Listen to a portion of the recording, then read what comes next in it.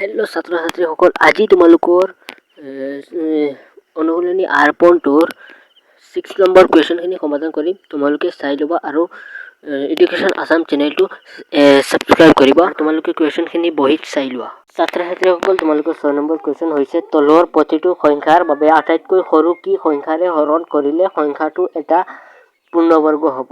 তোমালোকৰ 1 number question হৈছে 468। এইটো উৎপাদক বিশ্লেষণ পদ্ধতিৰে হৰণ কৰিবা। তোমালোকে হৰণ কৰি ওলোৱাই তোমালোকে সলিউশ্যন দি তোমালোকে 468 ইকুৱেল দিবা। ইকুৱেল দি এইখিনি বহাবা, যেইখিনি ওলাইছে তোমালোকে এইখিনি বহুৱাই তোমালোকে এইখিনিক স্কুৱেৰ কৰি দিবা। তোমালোকে এইখিনিক স্কুৱেৰ কৰি দিলে তোমালোকৰ হৈ যাব। আৰু যিহেতু মৌলিক উৎপাদক 13 যুগ্মভাৱে টকা নাই, এতেকে 468 13 দি হৰণ কৰিবা। তোমালোকে হৰণ দি ইকুৱেল দিবা।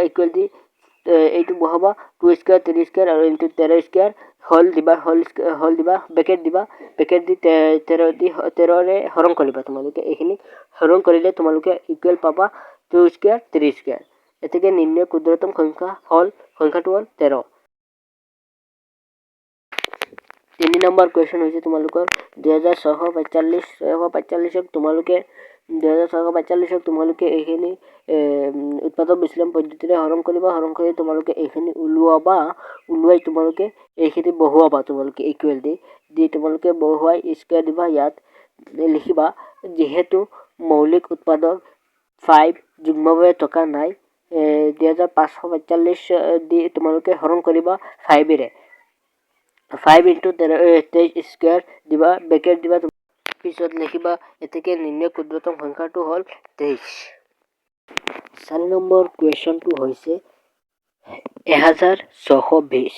এইটোক তোমালোকে উৎপাদক বিশ্লেষণ পদ্ধতিৰে ওলোৱাই তোমালোকে ইয়াত বহুৱাই তোমালোকে ইয়াত স্কুৱেৰ কৰি দিবা। স্কুৱেৰ কৰিলে তোমালোকে 5ক স্কুৱেৰ কৰিব নোৱাৰা।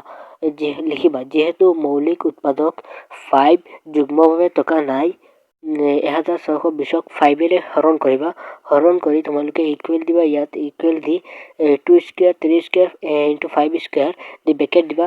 দি তোমালোকে 5ক হৰণ কৰিবা। হৰণ কৰিলে তোমালোকে পাবা 2 স্কুৱেৰ 3 স্কুৱেৰ। এতেকে নিৰ্ণয় ক্ষুদ্ৰতম সংখ্যাটো হ'ল 5।